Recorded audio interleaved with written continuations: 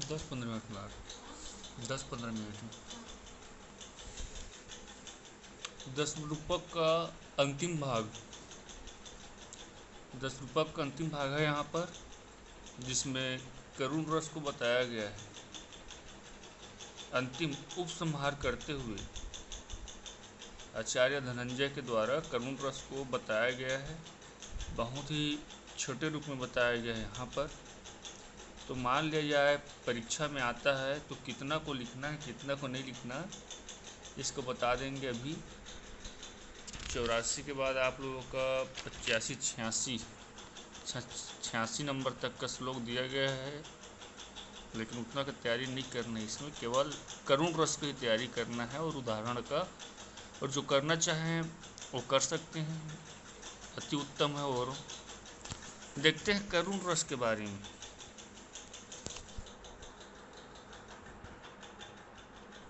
करुण रस ऊपर में लिखा हुआ है, करुण रस 81-82 नंबर का श्लोक है। श्लोक में लिखा हुआ है, इष्ट नासाड निष्टाष्टो शोक आत्मा करुण अनुतमः निश्वासो सरुदित स्तंभ प्रलिपितादयः स्वापापा प्रस्यादन्यधि मरणा आलस्य संभ्रमः विषाद जड़तो अन्मात चिंत्याथ्या व्यभिचारिणः। इष्ट नासाद, इष्ट नासाद ऊपर में लिखा है, देखिए इष्ट नाश, ये इष्ट का नाश होना, नासाद, और अनिष्ट का भी नाश होना। इष्टता और अनिष्टता है, उसका जब नाश होता है, नाश होने से क्या होता है, उसकी उपलब्धि में शोक उत्पन्न होता है। अब इष्ट कहे तो जो हमारे लिए महत्वपूर्ण है, इष्ट अर्थात जो हमारे लिए महत्वपूर्ण है। जैसे नीचे उदाहरण में दिया गया है कुमार संभव का, इष्ट कामदेव की पत्नी रति, कामदेव के लिए क्या है, मतलब कि रति के लिए क्या है, कामदेव इष्ट है, क्योंकि वह उसकी पत्नी है रति। मतलब प्रत्येक पत्नी के लिए पति क्या होता है, इष्ट रहता है। प्रत्येक मतलब कि जो बच्चे हैं, हाँ, माता उनका इष्ट होता है। तो जो इष्ट है और जो अनिष्ट है, अनिष्ट मतलब कि उसका विपरीत। अब कार्य के क्षेत्र में ले लो चाहे पारिवारिक क्षेत्र में ले लो, अनिष्ट जिसको आप नहीं चाहते, इष्ट जिसको आप चाहते हैं। तो यहाँ पर उदाहरण में और तो समझ में आ जाएगा अनिष्ट क्या है, इष्ट क्या है। लेकिन जहाँ पर इष्टता या अनिष्टता का भाव आता है या उसको उपलब्धि होता है, भाव अलग हो जाएगा, इष्टता या अनिष्टता का उपलब्धि होता है, वहाँ पर इष्टता और अनिष्टता के उपलब्धि होने पर शोक उत्पन्न होता है। हाँ, निष्टांडो शोकात्मा, आत्मा में क्या उत्पन्न होता है, शोक उत्पन्न होने लगता है। आत्मा में शोक उत्पन्न होने लगता है। शोकात्मा करुण अनुतमः, तो शोक, शोक क्या है, मतलब कि स्थायी भाव है। आप सब जानते हो जो शोक होता है वह करुण रस का स्थायी भाव है। अर्थात वहाँ पर, हाँ, अर्थात वहाँ पर शोक ही करुण रस की स्थायी भाव है। अर्थात जो परिपुष्ट हुआ शोक है, इष्टता या अनिष्टता के कारण जो परिपुष्ट हुआ शोक है, वही करुण रस कहलाता है। इष्टता या अनिष्टता के द्वारा जो शोक उत्पन्न होता है, परिपुष्ट हो जाता है, वही कहलाता है करुण रस। आगे नीचे में लिखा है, निश्वासो उच्छ्वास रुतित स्तंभ प्रलय पितादया। अब मान लिया जाए इष्ट अनिष्ट जब आता है ऐसा इस प्रकार से होता है तो वहाँ पर क्या होता है, निश्वास ये लिखा हुआ है, निश्वासो श्वास का रुकना, हमारा श्वास क्या है, निश्वास हो जाते हैं, मतलब कि सांस हमारा रुक जाता है। उच्छ्वास या तीव्र गति से बढ़ जाता है, रुकेगा सांस या फिर क्या होगा वहाँ पर तीव्र गति से सांस बढ़ने लगेगा, श्वास तो उच्छ्वास। रुदित, रुदित ये लिखा है बीच में, रुदित रुदित होना। स्तंभ, रुदित मतलब कि रोना, हाँ रोना। स्तंभ जहाँ वहीं पर मतलब कि स्तंभित रहना, हाँ स्तंभ हो जाना, वहाँ पर खंभे के समान खड़े रहना। स्तंभ प्रलय अर्थात कि प्रलाप करना, हाँ। पीत आदयः, आदि इसके क्या होता है, अनुभाव होता है, हाँ। अनुतमः अर्थात कि निश्वास उच्छ्वास रुतित स्तंभ प्रलय पितादया, ये इसका क्या होता है, अनुभाव। शुरू में बता दिया गया था अनुभाव क्या है, यह क्या होता है, उसका अनुभाव होता है। उसके बाद फिर स्वा पाप स्मार दैन्याधिमरणालस्य संभ्रमः निद्रा, हाँ स्वापाप, हाँ निद्रा, अपस्मार दैन्य व्याधि मरण आलस्य संभ्रम विषाद, हाँ विषाद जड़ो, आंख नीचे लाइन में लिखा है विषाद जड़तो उन्मांत चिंताध्या वाभिचारिणः, विषाद हो गया, जड़ता हो गया, जड़ता, उन्माद हो गया, ये जितना चिंता तक लिखा है यह इसका क्या हो गया, व्याभिचारी भाव है। अर्थ की दृष्टि से यहाँ पर बताया गया 81-82 को, हाँ। नीचे में लिखा गया है इष्टस्य बंधु प्रभुते विनाशाद निष्ठस्तु बदनान्ते प्राप्त्या श्लोक प्रकर्च करुणः तम वंती तत् अनुभाव निश्वासादिकम व्याभिचारिच स्वापरादयः इष्टनाश्य तत्कौणे, इष्टनाश्य तत्कौणे यथा कुमार संभव। भाई बंधु भी हम लोगों का क्या होता है, इष्ट होता है। इष्ट मतलब कि हम जिसको चाहते हैं, इष्ट, हाँ। बंधु प्रभुतो विनाश, जहाँ पर भाई बंधु इत्यादि का क्या हो जाता है, विनाश हो जाता है। तथा अनिष्ट मतलब कि बंधन इत्यादि, कोई कारागार में चला गया, कोई किसी के बंधन में आ गया, अनिष्ट जिसको नहीं चाहते, कोई बंधन में आना, कारागार में जाना नहीं चाहता, अनिष्ट आदि। ऐसा जब प्राप्त होता है, भाई बंधु का पति का विनाश हो गया या पत्नी का, या कोई कारागार में जाना चाहता है, ऐसा विनाश जब आता है, अनिष्ट इत्यादि आता है, तो वहाँ पर क्या होता है, शोक बढ़ जाता है, व्यक्ति में क्या आ जाता है, शोक का प्रबलता उत्पन्न हो जाता है, हाँ। तो वही जो बताया गया अभी इष्ट अनिष्ट, जो शोक के करुण का या शोक का प्रबलता को बढ़ाता है, वही उसको परिपुष्ट करता है, वही करुण रस कहलाता है। अर्थात शोक का जो परिपोषक है, जो शोक का मतलब कि परिपोषण करने वाला है, वह करुण रस कहलाता है। इसमें जो निद्रा अपस्मार आदि दिया गया है वह व्याभिचार है, बताया गया है। नीचे लिखा है उसके बाद फिर ये याद करने के लिए इष्ट नाशा तत्करुणम यथा कुमार संभव, जहाँ पर इष्ट का नाश हो जाता है वहाँ पर जो करुण आता है उसका उदाहरण देकर बताया जा रहा है। कुमार संभव महाकाव्य कालिदास जी का, महाकवि कालिदास जी का ये यहाँ से स्टार्ट है श्लोक। महाकवि कालिदास का कुमार संभव के लिया गया है, चौथा अंक का तीसरा श्लोक है। आप लोग कहानी जानते हो कि शंकर भगवान और कामदेव के बारे में। शंकर भगवान अपने तपस्या में बैठे रहते हैं, समाधि में बैठे रहते हैं। कामदेव उसकी तपस्या को क्या कर देते हैं, समाधि को भंग करते हैं। जब त्रिनेत्रधारी शंकर भगवान का नेत्र खुलता है तो वहाँ पर क्या होता है, तुरंत कामदेव को भस्म कर देते हैं, वहीं पर भस्म राग बना देते हैं। बस उसी के संदर्भ में यह श्लोक है। जब भगवान शंकर के द्वारा कामदेव को भस्म किया जाता है तो वहाँ पर उसकी जो पत्नी रहती है रति, उसका बताया गया वह वहाँ पर क्या करती है। पहले तो वह मूर्छा में आ जाती है रति, जब मूर्छा से देववश उसका अमूर्छा में आती है, जब उसका आँख खुलती है तो वहाँ पर देखती है, उस समय इस प्रकार से करती है। जो रति का प्रलाप है, दुख है, उसको बताया गया है, क्योंकि उसका इष्ट कामदेव की पत्नी है रति, उसका नाम रति रहता है, उसका इष्ट क्या है, कामदेव समाप्त हो जाता है।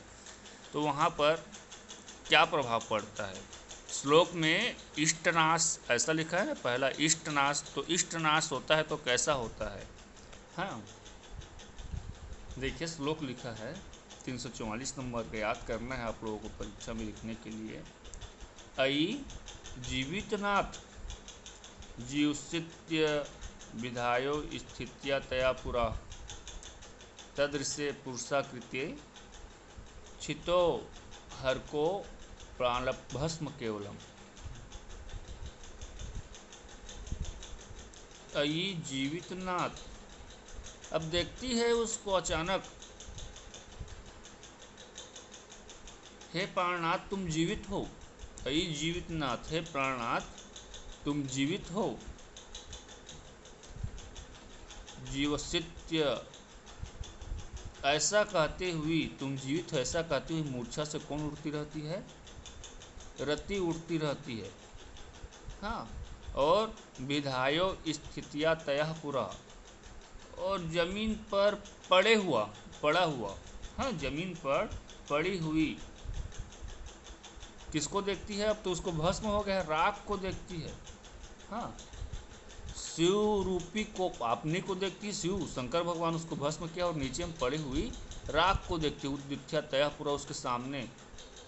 तदृश्य पुरुषाकृतो, पुरुष की आकृति में कौन रहता है, शंकर भगवान रहता है, गुस्सा से निहित। छितो हर कोपानल भस्म केवलम, केवल भस्म राग, कामदेव का केवल क्या दिखाई देता है, भस्म दिखाई देता है, राग दिखाई देता है। हाँ, ऐसा कहते हुए रति उड़ती और विलाप करती है। यह क्या हो गया, इष्ट का उदाहरण।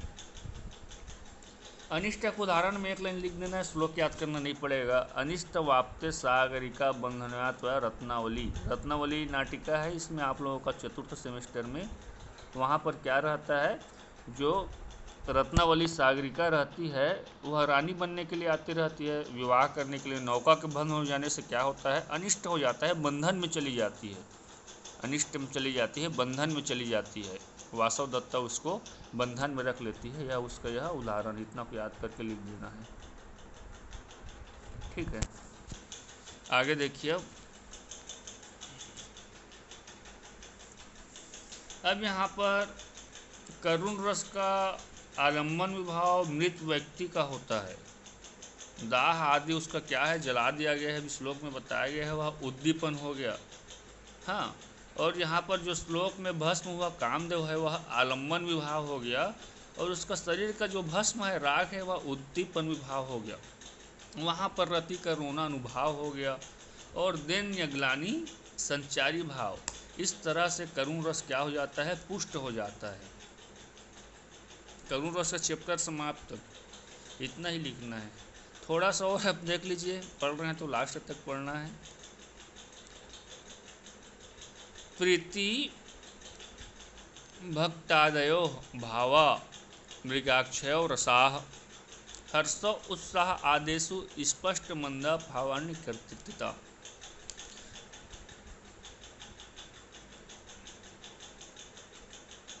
जो हर्ष है, उत्साह है, हर्षो उत्साह आदिशु लिखा है, देखिए हर्षो उत्साह आदिशु।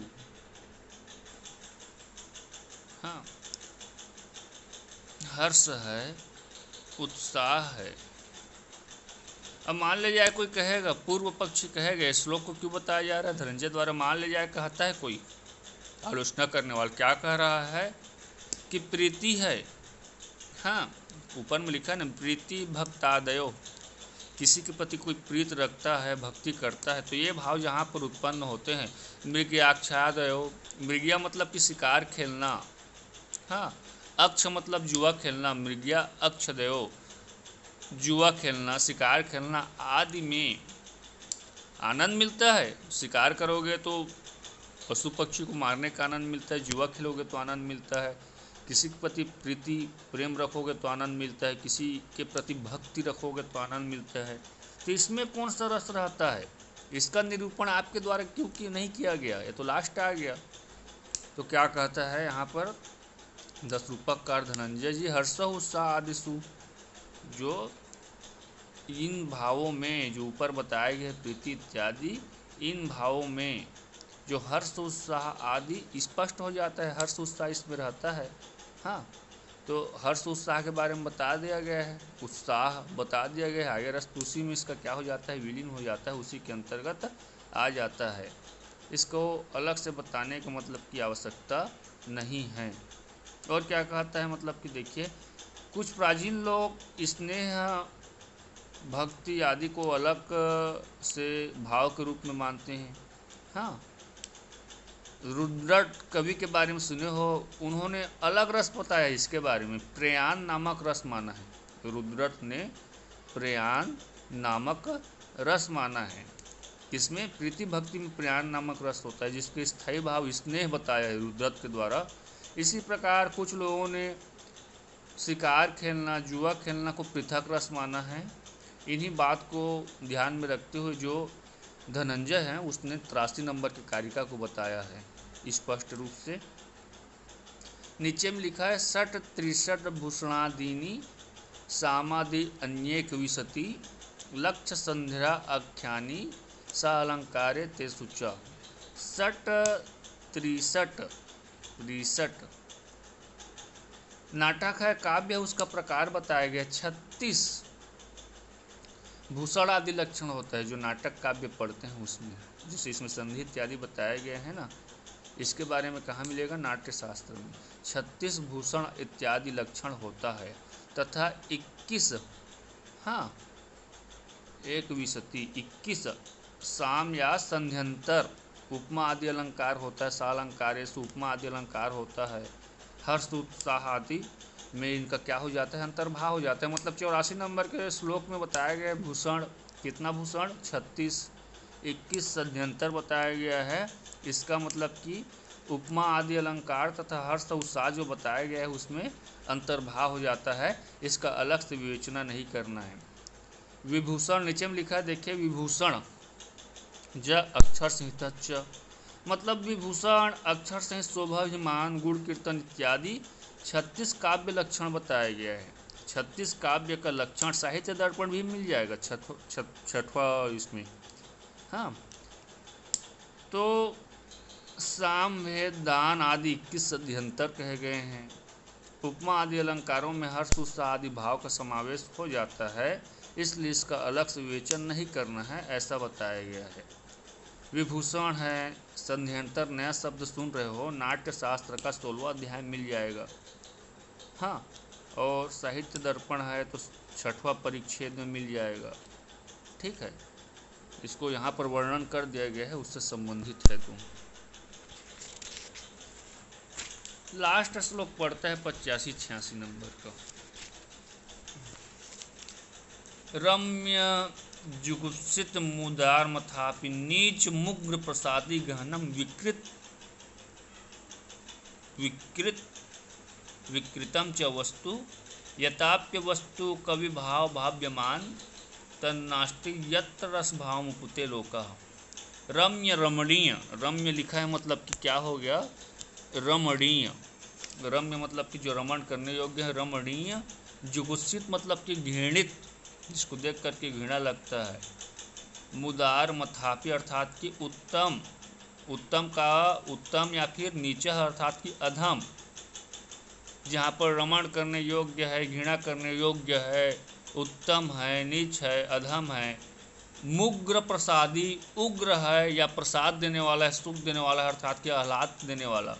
गहनम विकृतम, गूढ़ है या विकृत है, रहस्यमयी है या फिर विकृत है, ऐसा कोई वस्तु या अवस्तु, यद्वाप्य वस्तु अर्थात कि वस्तु या अवस्तु ऐसा, ऊपर में जो बताया गया रमणीय, घृणित, उत्तम, अधम, उग्र या हड़ात करने वाला, ऐसा कोई वस्तु या अवस्तु लोक में नहीं है जो क्या कर दे, मतलब कि कवि भाव भाव्यमाना, कवि का या फिर जो भावक है, मतलब जो सहृदय है उसका जो भाव है उसको भावित करके हाँ रस रूपता को प्राप्त ना करे, अर्थात कि उसको सरस न बना दे, ऐसा कहीं नहीं मिलता। कहाँ पर?